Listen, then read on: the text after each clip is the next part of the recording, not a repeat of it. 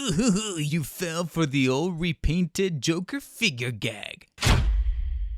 Everyone, just letting you know that all figures found in this review could be found over at bigbadtoystore.com. Links could be found in the description below, and if you guys use them, they help out the channel quite a bit. Thank you in advance for tolerating my poor Mark Hamill Joker impression, but here's the thing.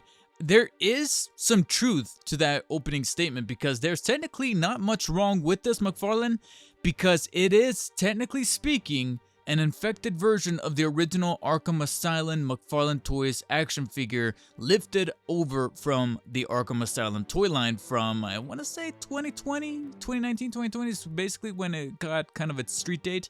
And so this is going to be less of a review and more so of a direct comparison between the two Jokers, the infected one from the Arkham City, at least some of the most recent Arkham City waves, and then the original Arkham Asylum Joker that was released a couple years back. And I mean, come on, just take a look at them. They're literally the exact same figure. There has been no touch-ups, no remoldings, nothing that was inadvertently changed of any kind outside of the actual deco, paint decals, and everything that's just pretty much on the surface level. Now, granted, there's some very noticeable differences that could sway a collector's opinion as to whether or not they should go for the currently released and still circulating Arkham City infected Joker, or if maybe they are willing to pay the extra price to go for some form of scalped or vendorized version of the Arkham Asylum, since that's a little bit rare to find. But before we get to those differences, let's cover the similarities. Obviously, sculpt, you still get the very frail design of the Arkham Asylum,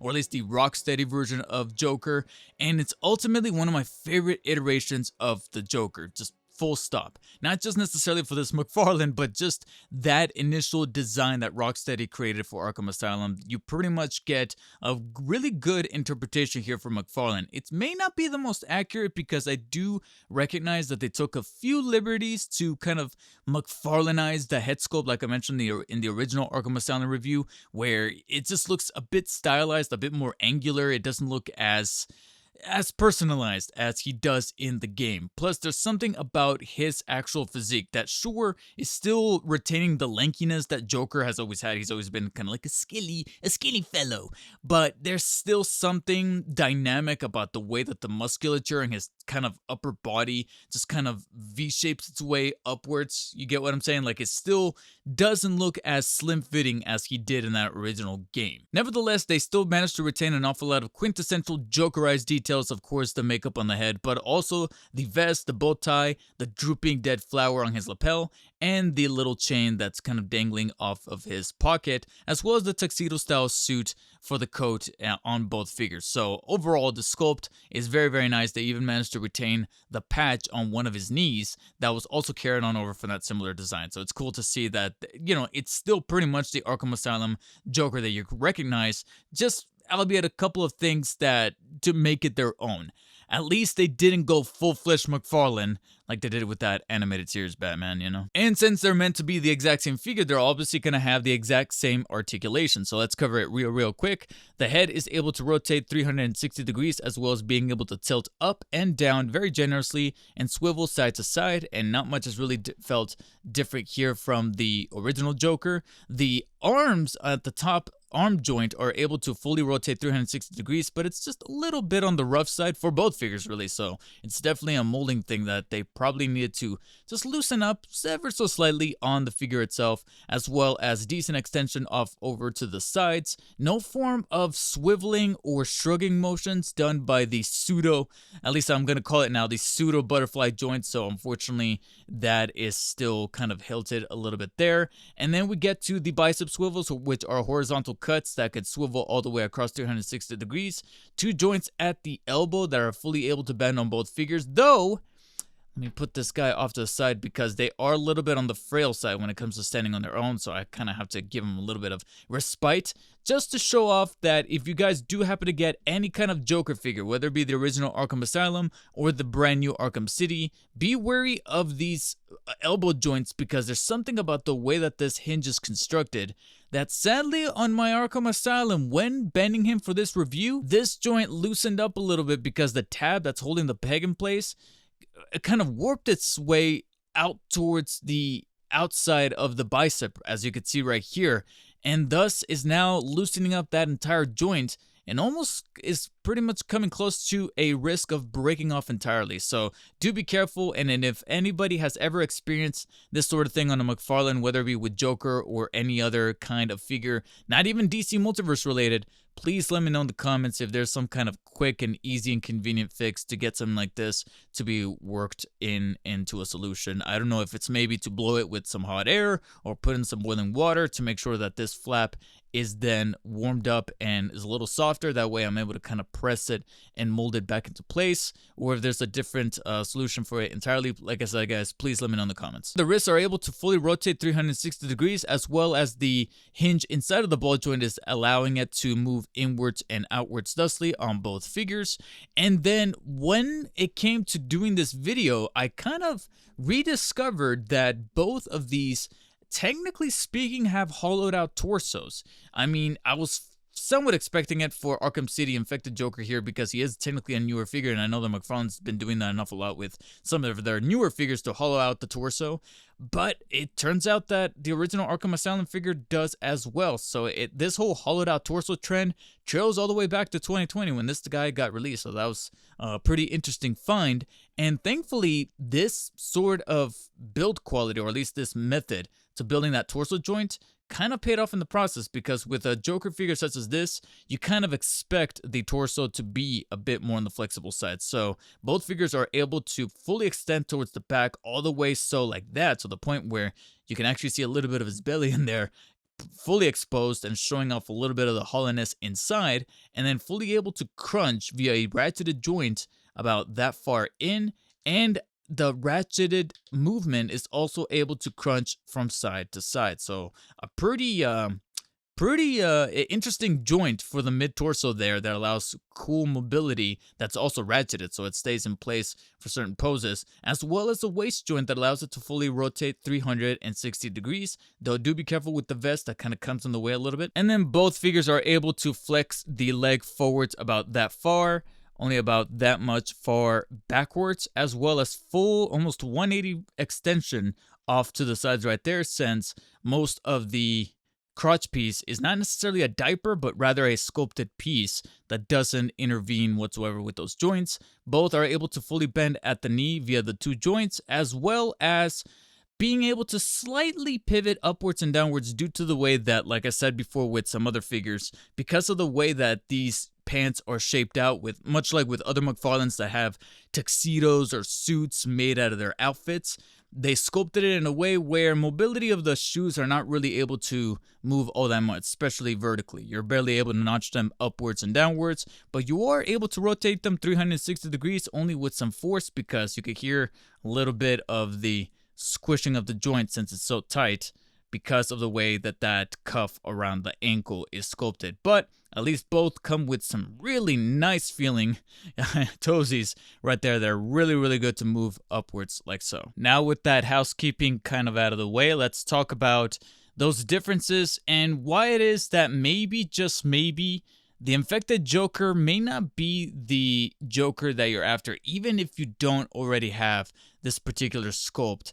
Because here's the thing, let's get the most obvious out of the way, and that is going to be the color scheme, because this is meant to be the Infected Joker from Arkham City, where he is obviously suffering the repercussions of infecting himself with the Titan formula at the end of Arkham Asylum, and is thus thrust into the plot that pretty much makes up the backbone of Arkham City, and leads to one of the most compelling kind of payoffs towards the end.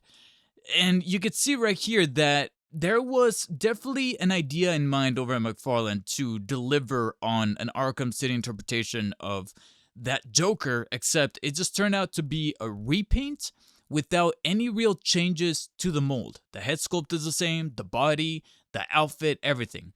And the only real drastic change they made is simply take the opacity slider and just turn it down, almost as if you were photoshopping the original Arkham Asylum figure and just turning down the opacity and saturation on this particular ditty right here, where you could see an awful lot of the purple, yellow. It's just completely desaturated. It looks muddy.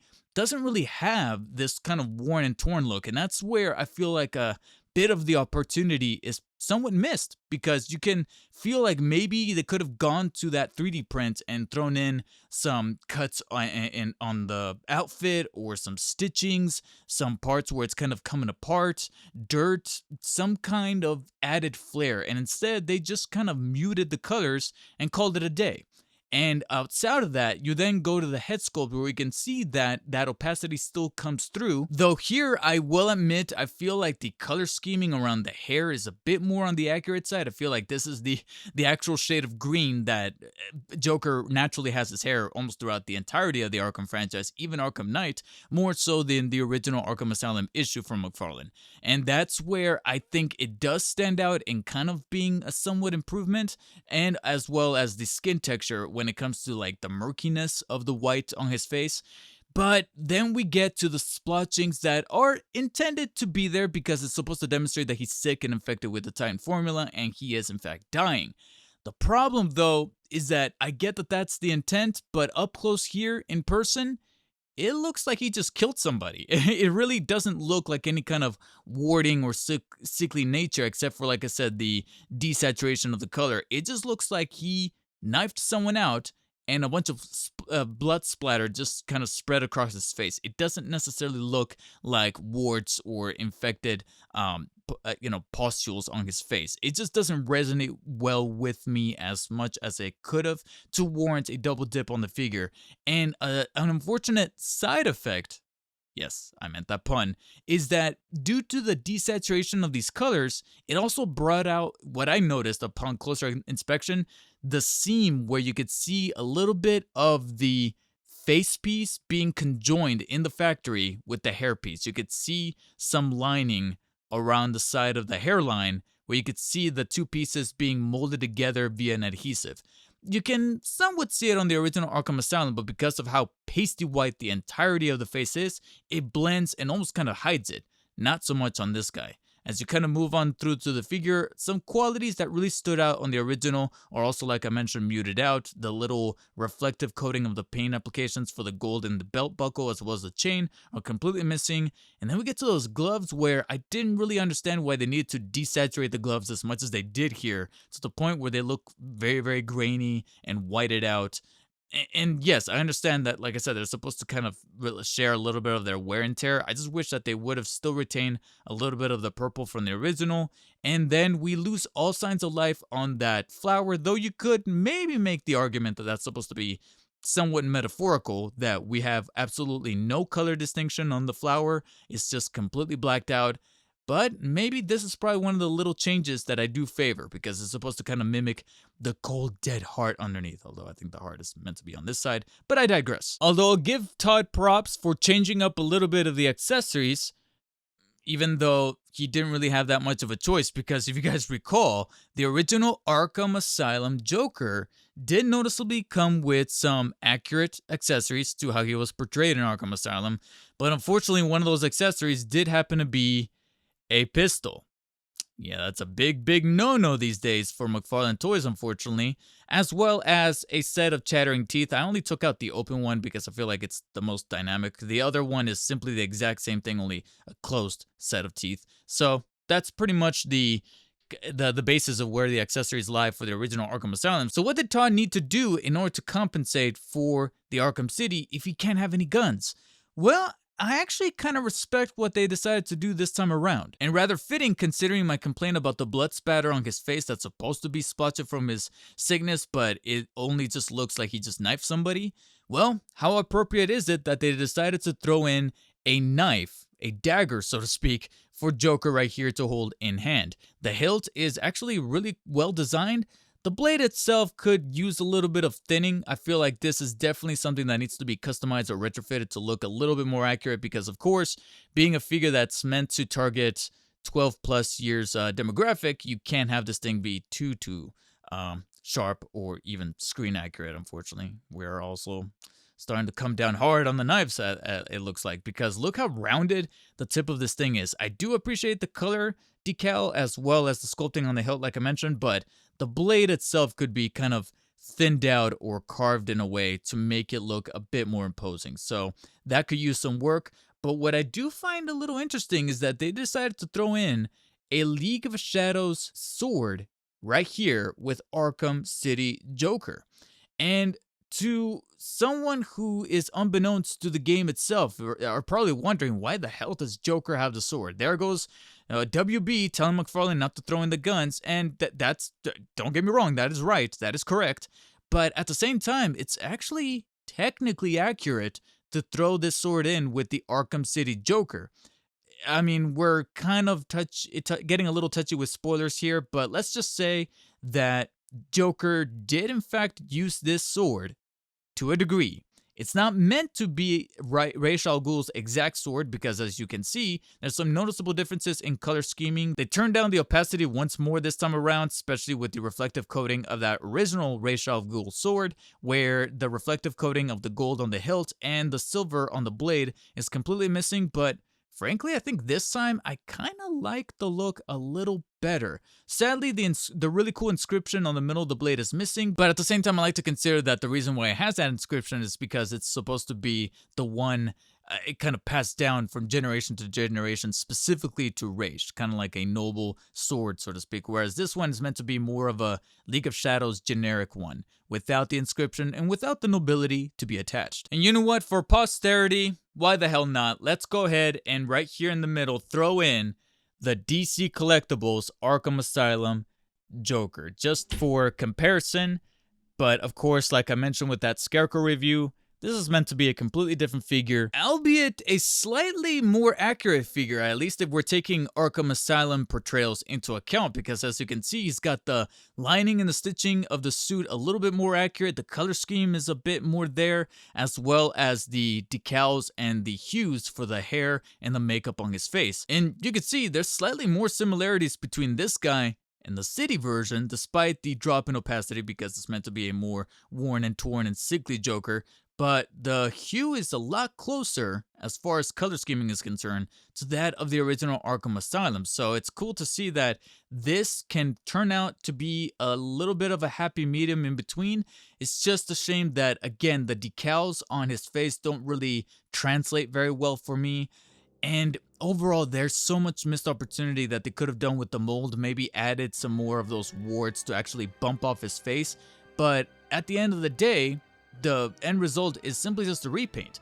And it is a pretty decent Joker figure from McFarlane, but if you are not a completist and you did manage to miss out on the original Arkham Asylum Joker and money's not necessarily an issue right now, I would say hit up a place like Frankensons or one of your nearest collectible trade shows where you can maybe find this guy for something that's not terribly scalped, like around the range of 30 to 40 bucks if you're willing to spend that much, because this guy right here, I just don't see myself feeling the need to acquire him if you missed out on this guy. I'd rather you take the original default look because of how much more accurate it is to that portrayal of Joker, whether it be for Arkham Asylum or even Arkham Knight, versus this guy simply just being the same except with changed up on the opacity level. It was difficult to arrive at a verdict, but I'm gonna be giving the Arkham City Joker repaint a 6 out of 10. It is okay, especially if you don't already have the Joker. I'd say give him a shot, but